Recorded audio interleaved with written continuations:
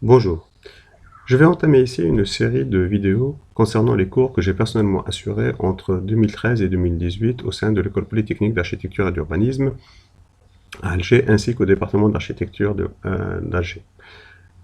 Ce cours concernait le module de théorie du projet architectural destiné aux étudiants de première année nouvellement bacheliers, donc au niveau licence 1, et l'objectif en était de les initier à la discipline et au métier d'architecte. Mais avant d'entamer ces cours, j'ai toujours comme tradition, quel que soit le cours que j'enseigne, d'entamer mes cours avec une série d'interventions pour expliciter un peu la pertinence et l'intérêt des choses, afin de conduire l'étudiant à une situation de n'être pas quelqu'un qui est juste en position d'attente, mais d'être impliqué dans l'enseignement qu'il reçoit. Ainsi, posons-nous la question, toujours, quel que soit le module que nous enseignons, quel que soit le module que nous recevons, de la question sur la finalité et le pourquoi des choses. À ce titre-là, j'aime bien prendre comme référence le sketch de l'humoriste Gad Elmaleh, célèbrement connu pour le sketch de Racine de 25. Et bien, dans ce dernier dit à un moment donné à la salle, se retourne vers la salle et leur dit « Si je vous dis Racine de 25, vous me répondez tous ?» Ils répondent tous 5. Il leur dit « Eh bien oui, est-ce qu'un jour, et alors est-ce qu'un jour ceci vous a sorti d'une situation un peu bizarre, catastrophique, vous êtes sorti d'un dîner avec votre femme, vous avez dit heureusement qu'on connaissait cette racine si on était dans la merde ?» Il continue, il poursuit une rencontre avec son fils qui rentre de l'école, et déjà il relève le fait que les exercices à l'école sont appelés des problèmes, donc nous entamons notre vie avec des problèmes, que ce soit au travail ou à l'école, et il dit à son fils quel était le problème d'aujourd'hui. Alors l'enfant essaie de répondre en lui disant que aujourd'hui la question était une baignoire qui se remplit à 45 litres à la seconde et qui possède un trou qui fait évacuer 22 litres à la seconde. Si nous entamons l'ouverture de la baignoire à 19h12 et que nous l'arrêtons à 19h18, puis nous le reprenons 5 minutes après, et que pendant les 4 dernières minutes, nous avons essayé de boucher la moitié de ce trou, à quelle heure nous aurons 20 ou 90 litres dans la baignoire? Et le papa, il fait waouh. Il dit, qu'est-ce que tu as répondu, mon fils? Il lui dit, le fils, il lui dit, moi j'ai dit, j'en ai rien à foutre, moi je prends la douche. Je sais pas pour vous, mais moi je trouve la réponse de l'enfant magnifique, exceptionnelle. Car l'enfant répond parce qu'il est pertinent, parce qu'il l'intéresse. S'il a l'habitude de prendre des douches, il n'a jamais pris un bain, et bien qu'est-ce qu'il en a à cirer de savoir comment on fait pour remplir une baignoire qui a un trou, qui n'y a pas de trou? Ça veut dire que la personne est intéressée par la question qu'il vaut. Ainsi, il est important que durant toute notre vie d'enseignant ou d'étudiant, nous veillons à ce qu'à chaque fois, l'enseignement que nous donnons ou l'enseignement que nous recevons soit pertinent et que nous savons vers quelle finalité il nous emmène. Souvent, on dit que l'enseignement a comme vocation la recherche de vérité, le découvrir de la vérité. Est-ce qu'une vérité absolue existe? Si nous comparons ces deux dessins de l'Égypte ancienne, où nous observons à ce niveau les différentes représentations des corps que se faisaient les Égyptiens, et bien nous remarquons que les éléments sont représentés tels qu'ils sont dans la réalité, à savoir deux mains parallèles, deux pieds parallèles. Les éléments donc sont représentés tels qu'ils sont dans la réalité et non tels qu'ils sont perçus.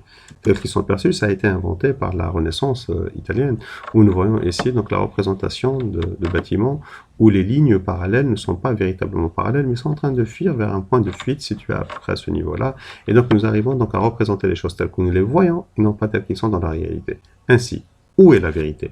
Est-ce que c'est la représentation de ce que nous percevons ou la représentation des objets tels qu'ils le sont vraiment? Donc, partant du fait que nous considérons qu'il n'existe pas de vérité absolue, et donc un enseignant n'est pas là pour donner des vérités absolues, eh bien un enseignant, ça sert à quoi? Posons-nous d'abord la question de l'enseignement, comment il se pratique de nos jours. Eh bien l'enseignement se pratique malheureusement selon une logique binaire. L'accès au savoir passe obligatoirement par les enseignants. S'il n'existe pas d'enseignants, il ne peut y avoir d'enseignement, donc il ne peut y avoir d'acquisition de connaissances. Donc c'est soumettre l'étudiant ou non l'étudiant à la vérité absolue, à la connaissance absolue de son maître. Paulo Coelho nous raconte une belle anecdote dans son livre Mektoub, où il nous parle d'un maître qui a réuni ses disciples au niveau d'une grotte et autour duquel ils se réunis autour d'un feu qui apportait donc chaleur et lumière. Et ce maître dit Vous savez, l'accès à la connaissance oblige de passer par des moments difficiles, tels que par exemple lors de l'allumage de ce feu, nous avons été obligés d'inhaler une partie de la fumée. Mais c'était le passage et la souffrance obligée afin de pouvoir nous retrouver maintenant dans cette belle lumière, cette éclaircie et cette chaleur. Un de ses disciples réplique, il lui dit, mais maître, ne pourrions-nous pas trouver quelqu'un qui puisse le faire à notre place? Ainsi, lui inhalerait les gaz, et nous ne ferons que profiter de la chaleur et de la lumière. Sur le coup, le maître s'énerve et dit, eh bien, ça serait un très mauvais maître, car cette personne-là pourrait partir n'importe quand avec la connaissance de comment allumer un feu, et vous resterez à vie dans la sombre de la nuit et dans la froideur totale. Comme quoi, l'enseignement, c'est d'impliquer, c'est de conduire les gens à connaître d'eux-mêmes et non pas une somme d'informations qu'on pourrait délaisser à autrui et les faire appliquer par d'autres.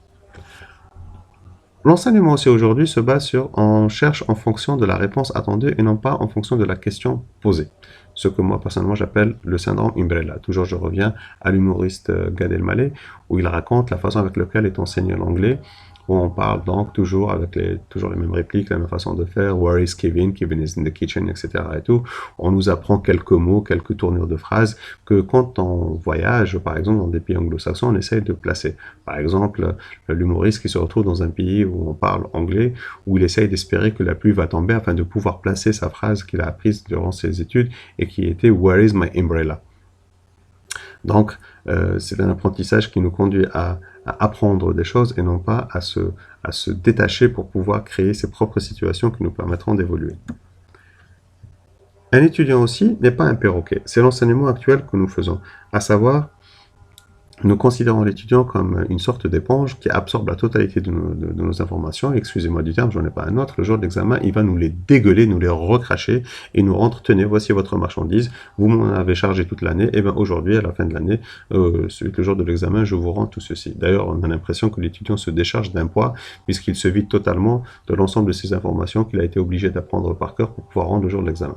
Ça me rappelle l'anecdote d'un sketch fait par l'humoriste français Nicolas Canteloup, c'est un imitateur français qui imite donc Bernard Laporte, l'ancien entraîneur de rugby de l'équipe de rugby française, et qui à la mi-temps rassemble ses joueurs et leur dit bel effort, on voit bien, le maillot a été bien mouillé, parfait, vous avez bien couru, etc. et tout, mais ceci dit, je vous rappelle que nous sommes en train de perdre. Et à ce titre, je vous rappelle qu'une bande d'imbéciles qui fait des efforts, aussi grands soient les efforts, et ben ça reste des efforts d'imbéciles. Sous-entendant ainsi qu'il n'est pas question là, l'intelligence, l'apprentissage, pour faire le parallèle, n'en est pas dans la production de beaucoup d'efforts, mais de le faire de manière intelligente pour obtenir des résultats bien précis. Ainsi, l'enseignement actuel, qui est un enseignement de mémorisation, conduit à l'abrutissement et non pas à l'émancipation. Par contre-sens, ou à l'inverse, d'un enseignement d'intégration qui, lui, cherche à l'émancipation. Pour l'anecdote, je reprendrai encore un sketch de Gad Elmaleh où il parle de la flûte comme un instrument imposé pour tout enseignement dans les écoles de la musique. C'est-à-dire que nous cadrons, nous standardisons la façon d'enseigner la musique qui est censée être une matière de liberté, d'ouverture d'esprit. Eh ben non, le système a fait que l'enseignement de la musique se fait à travers un seul instrument, quelle que soit l'aspiration, le désir de l'enfant. Encore une façon de scléroser le système. Et à ce titre-là, un grand pédagogue spécialiste de la pédagogie, Ken Robinson, nous parle que depuis, si je ne me trompe pas, à la fin du 19e et début du 20e siècle, si ce n'est pas le 18e siècle, il y a une mise en place d'un système d'enseignement qu'il appellerait un enseignement à la chaîne, comme une usine, où nous considérons les enfants sans leur spécificité, sans leur différence, sans leur intelligence supposée, mais qu'on les considère comme étant tous un seul produit de départ, matière brute, identique, et qu'il va falloir essayer de façonner de la même manière et d'en produire donc le même résultat à la fin. Et il prend l'anecdote de dire, même dans la gastronomie, dans la nourriture, il y a deux types de restaurants, ne serait-ce que le restaurant fast-food et le restaurant gastronomique. Alors que dans l'enseignement, qui est beaucoup plus important, dans ses implications à la société, eh bien non, malheureusement, nous enseignons et nous pratiquons un enseignement de la même manière, standardisé, qui produit donc à la chaîne des futurs diplômés. Et donc, ainsi, nous en arrivons à la conclusion de dire qu'on n'est point un perroquet dans son école, et que dans le but de l'enseignement, ne devrait en aucun cas être la mémorisation de l'information à rendre le jour de l'examen, mais qu'on ne charge pas donc la mémoire, mais qu'on forme l'intelligence. et qu'on n'est pas là pour la soumettre. Prenons cette petite vidéo et je reviendrai après pour vous en expliquer les implications.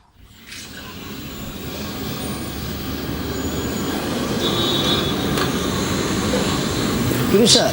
Sì.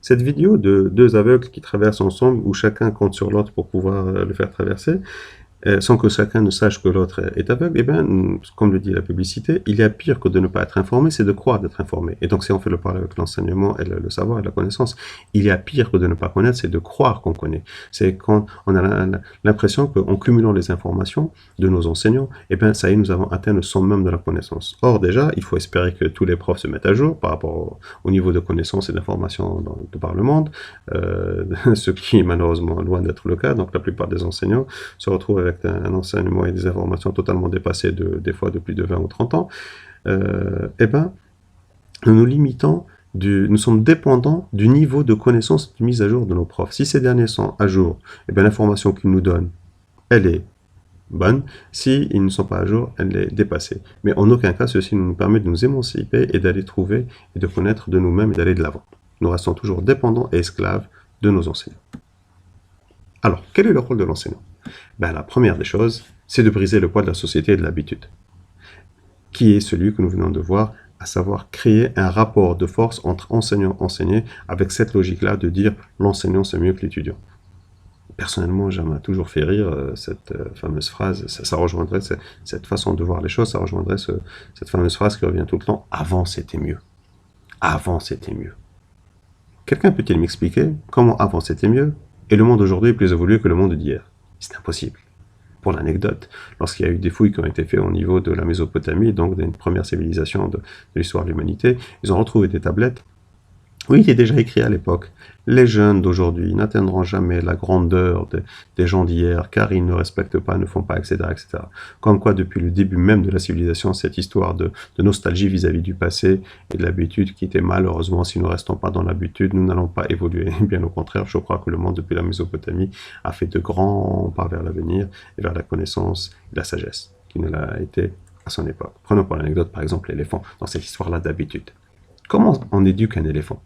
Comment, au niveau du cirque, le dompteur arrive à dompter l'éléphant? Eh bien, quand l'éléphant est petit, il lui accroche à chaque fois le pied à un arbre. Et par ce geste-là, l'éléphant étant petit, l'arbre est plus fort que l'éléphant. Donc, chaque fois que l'éléphant se trouve la patte attachée au niveau de l'arbre, il sait que l'arbre est plus fort que lui et donc il est soumis à la volonté de celui qui l'a attaché à l'arbre. Et il grandit avec cette idée-là. Et donc, un jour, lorsqu'il deviendra beaucoup plus puissant, ou d'un simple petit coup de patte, il pourrait abattre tout l'arbre, et bien, cette notion de que l'arbre est plus fort que lui, et donc celui qui l'a rattaché à l'arbre, donc le dompteur est plus fort que lui, sera inscrite indéfiniment dans sa cervelle. Et c'est ça le poids de la société. C'est de croire que finalement, nous sommes enchaînés, et donc nous ne pourrons jamais briser nos chaînes. Prenons aussi l'anecdote des singes. On raconte qu'on a introduit 7 singes dans une pièce, et on a mis des bananes au sommet d'un escalier, d'une échelle métallique. Et que cette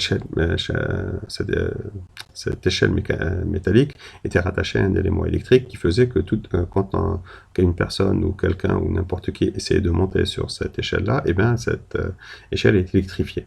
Et donc les 7 singes, voyant des bananes sur le sommet de l'échelle, voulant aller manger, à chaque fois que quelqu'un d'entre eux essaye de monter, eh bien, il se fait électrifier. Ils finissent par comprendre qu'il est impossible de pouvoir récupérer les bananes parce que sinon on se fait tout le temps électrifier.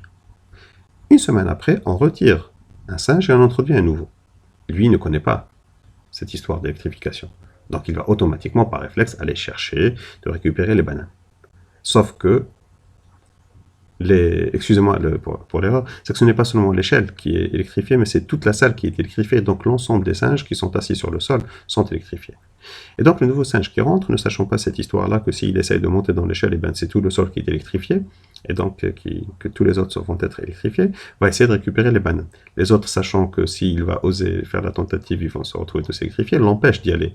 Et ils se débattent avec lui, et ils le frappent pour pouvoir lui faire comprendre qu'il lui est interdit de monter. Le singe se soumet, le nouveau singe, il va finir par se soumettre, ne comprenant pas la raison, mais il comprend que s'il essaye, il va se faire battre par tout le monde. Deuxième semaine, on ressort encore un nouveau singe de la première génération, on introduit un singe de la nouvelle génération. Idem, rebelote, il voit des bananes, il veut monter. Encore une fois, tous les autres singes l'arrêtent et le frappent. Et celui qui a été frappé la semaine d'avant ne comprenait pas quelles sont les raisons, il frappe encore plus. Une sorte de vengeance par rapport à ce qu'il a subi la semaine d'après. Et ceci continue pendant 7 semaines d'affilée. Au bout de 7 semaines, nous n'avons plus de singes de la nouvelle génération. Si un de ces singes, à ce moment-là, poserait la question, mais pourquoi on se frappe les uns les autres lorsque l'un d'entre nous essaye de récupérer les bananes au sommet de l'échelle? Personne ne pourrait répondre. Et ils se rendent compte qu'ils n'ont fait que agir selon l'habitude, et en aucun cas selon la connaissance et le savoir. Et c'est ça, malheureusement, l'état dans lequel nous trouve l'enseignement actuellement. C'est d'apprendre pour apprendre. D'où je reviens, pour laquelle raison je reviens sur le sketch de Gad Elmaleh sur le Racine de 25 et de la pertinence des choses qu'on connaisse. Donc, il est important que le rôle de l'enseignant, c'est de briser le poids de la société, de l'habitude et de conduire à ce que l'étudiant ne se soumette à rien, mais qu'il essaye de chercher à s'émanciper de lui-même. Et donc, le rôle de l'enseignant, c'est de mettre les conditions et de créer l'environnement de la connaissance, et non pas de donner de la connaissance, mais de mettre ces étudiants en situation à apprendre, de leur créer tous les contextes qui vont les conduire à se questionner, se poser des questions, interagir, chercher, et non pas de se limiter, d'être sage derrière une table à attendre une information qui va ressortir le jour de l'examen. Ainsi, ce que peut essentiellement un émancipé, c'est d'être émancipateur. Donner non pas la clé du savoir, mais la conscience de ce que peut une intelligence quand elle se considère comme égale à tout autre. Ainsi, notre rôle n'est pas d'essayer d'expliquer à nos étudiants que nous sommes supérieurs à eux, mais qu'ils sont notre égal, voire qu'ils sont peut-être eux des futurs grands architectes et donc supérieurs à nous.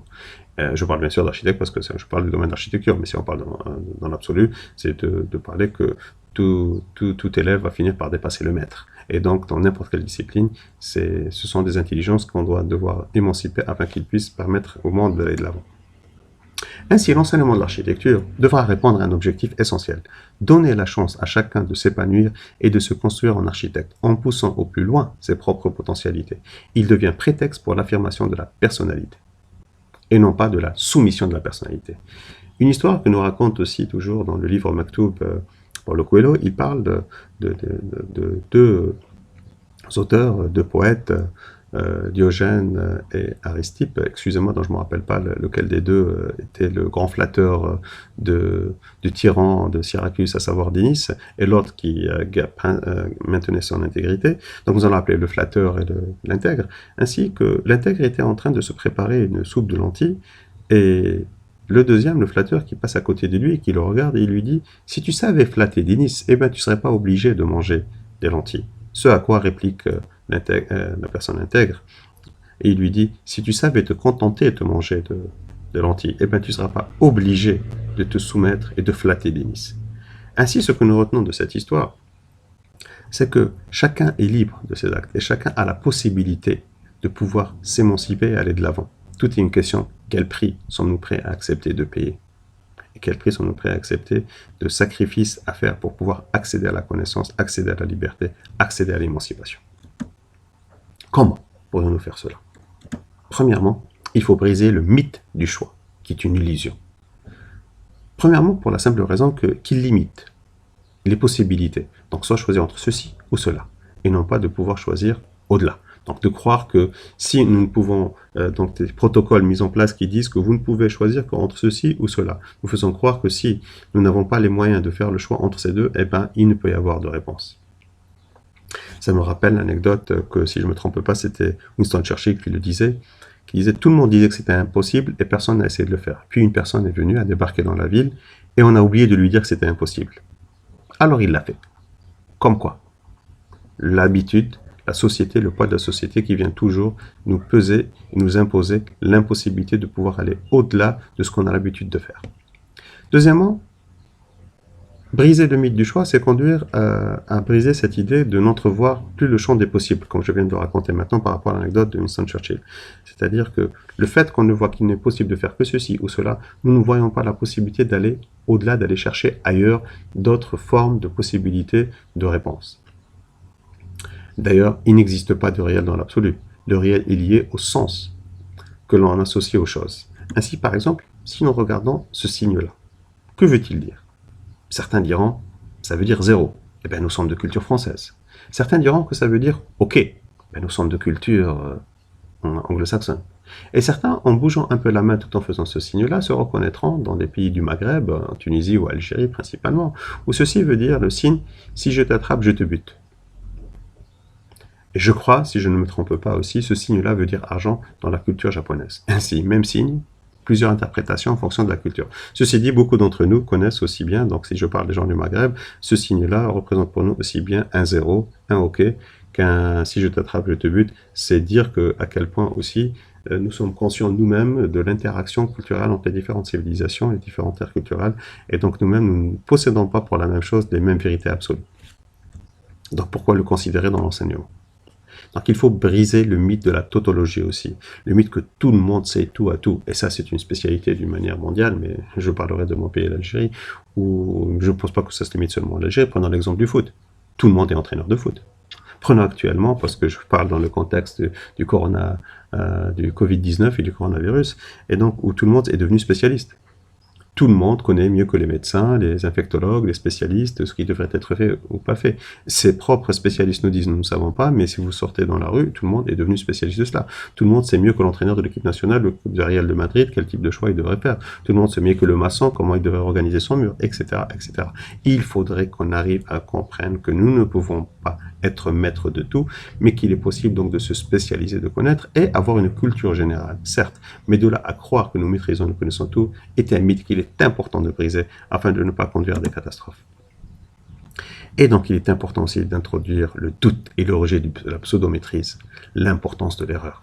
Il faut arrêter de, comment dirais-je, psychologiquement, de charger les enfants et les élèves et les étudiants, et donc depuis leur propre enfance, de qu'il ne faut pas se tromper. Attention, tu te trompes. Et là, il y a René Thom qui a une phrase magnifique qui dit, donc c'est un mathématicien philosophe français, un fondateur de la théorie de la morphogénèse, dite aussi de la théorie du chaos, qui dit que ce qui va détruire la science d'aujourd'hui, ce n'est pas le juste par rapport au faux, mais c'est l'insignifiant. Et sous-entendant par là qu'il n'est pas important que les choses soient justes ou fausses, mais qu'elles soient pertinentes et intéressantes. Et il a une autre phrase encore plus en rapport avec cette histoire de l'erreur. Il dit que la connaissance est la fille ingrate de l'incertitude. Et il est vrai que si nous connaissions tout, nous ne chercherons pas à connaître. Mais c'est plutôt notre absence de connaissance, notre limitation de la connaissance qui nous pousse à aller de l'avant et à aller chercher plus loin, et donc de connaître encore plus les choses. Et donc, il faut accepter la possibilité de se tromper par opposition à la société qui installe la peur et la hantise de se tromper. Et en installant cette peur et cette hantise depuis le plus jeune âge de nos enfants, donc les conduisant à devenir psychologiquement atteints. Prenons une anecdote qui n'a rien à voir, mais qui explique un peu le topo. Et je ne me trompe pas aussi, je crois que c'est Paulo Coelho aussi, effectivement, c'est bien Paulo Coelho qui le raconte au niveau de son livre Maktoub. Il parle de quelqu'un qui passait son temps à prier Dieu pour qu'il lui permette de gagner au loto.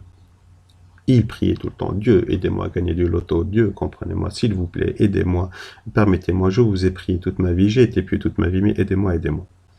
Quand il meurt, il rencontre Dieu, et il lui dit, Dieu, je suis déçu, je vous ai prié toute ma vie, je vous ai imploré pour que vous puissiez m'aider pour gagner au loto, et vous ne me l'avez jamais fait. Et puis Dieu lui réplique, lui dit, mais j'étais prêt à vouloir t'aider.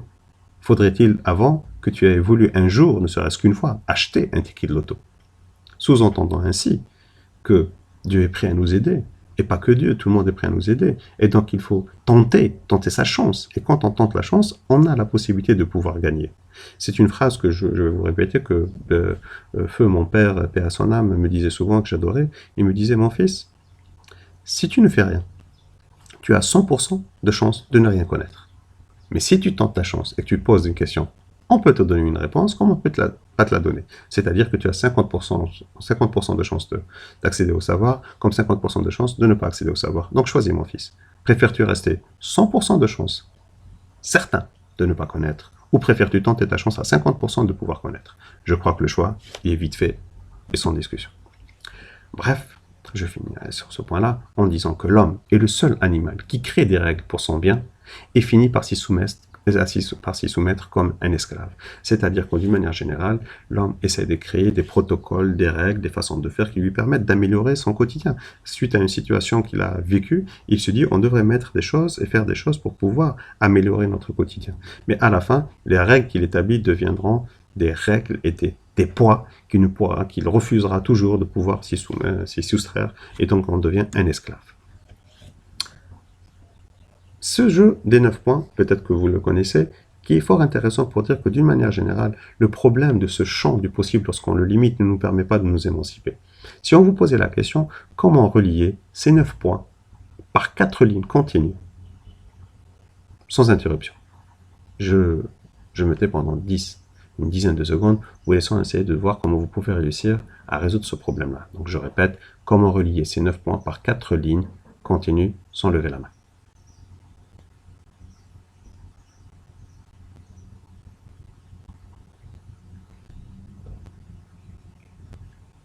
Alors, avez-vous trouvé la solution à ce problème? J'imagine que la plupart se sont dit à essayer de trouver à relier des points à l'intérieur en se fixant comme règle la création d'un carré à l'intérieur, comme ces 9 points représentaient un carré. En réalité, la solution vient du fait que nous ne nous imposons pas le fait que ceci représente un carré. Voici la première ligne qui va chercher un point extérieur, la deuxième ligne, la troisième et la quatrième. Comme quoi le problème n'était pas dans la question, mais dans la manière avec laquelle nous allons aborder la réponse. Nous nous sommes tous imposés, enfin certains se sont imposés qui n'ont pas réussi, se sont imposés le fait que la solution devait s'inscrire à l'intérieur de ce carré. Or, le problème n'a jamais posé ceci en ces termes-là. La question était comment relier ces 9 points entre eux sans lever la main par des lignes continues. Et donc la solution était d'aller chercher des points à l'extérieur des 9 points déjà existants. Comme quoi, la plupart du temps, le problème, ce n'est pas la question, mais notre façon avec laquelle nous abordons la solution. Prenons encore cette petite vidéo et je vais m'expliquer encore.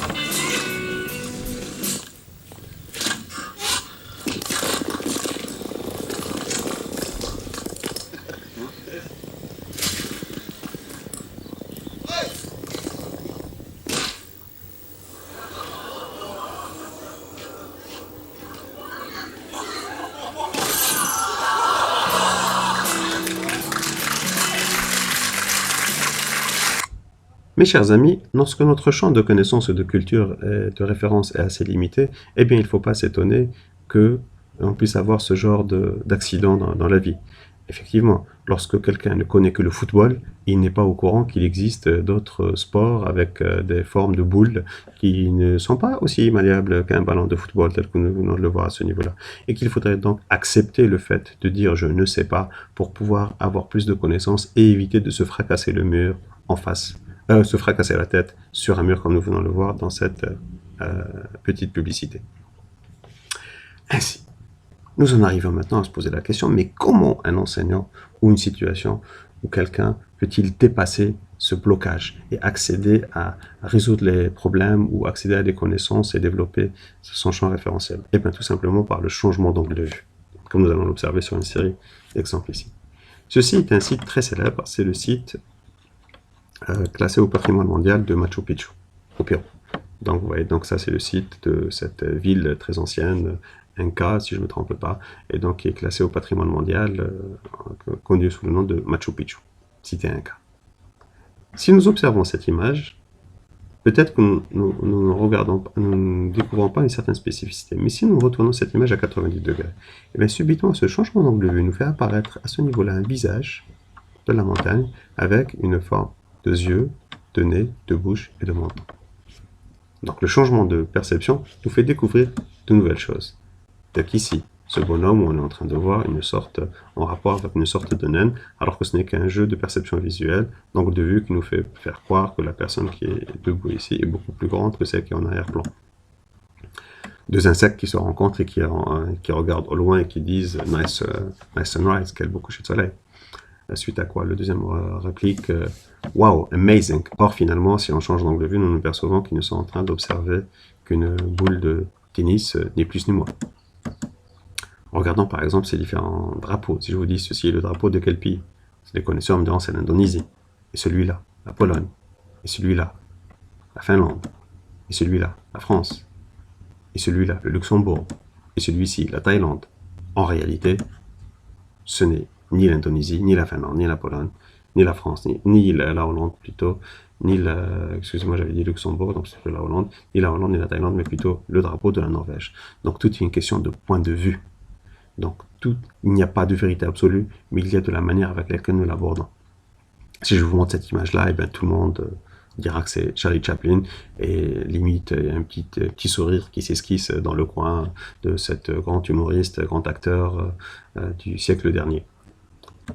Mais si j'enlève donc la moustache exactement identique, mais je passe donc, j'enlève juste ce petit chapeau et je maintiens juste cette coupe de cheveux, ben nous passons de ce petit sourire à plutôt une grimace, car ceci nous rappellera la configuration de Hitler, donc déclencheur de la Deuxième Guerre mondiale, responsable de dizaines de millions de par le mort et des massacres, et j'en passe. Si nous observons cette image-là aussi, nous nous rendons compte que si on voit l'ombre projetée, deux personnes côte à côte, une personne en train de boire un verre, la deuxième en train de fumer une cigarette, or qu'en réalité c'est plutôt un amas de déchets dont l'ombre est composée de telle manière à pouvoir projeter donc cette ombre de deux personnes accolées l'un à l'autre. Quand nous observons cette image selon cet angle de vue, nous voyons donc des personnages de dessins animés traversant la rue. Or, ce n'est qu'une déformation, comme vous pouvez l'observer à ce niveau-là, qui nous trompe et qui nous fait croire donc à l'existence de ces personnages-là. Donc une disproportion, mais qui ne peut être observée qu'à un certain angle de vue bien précis.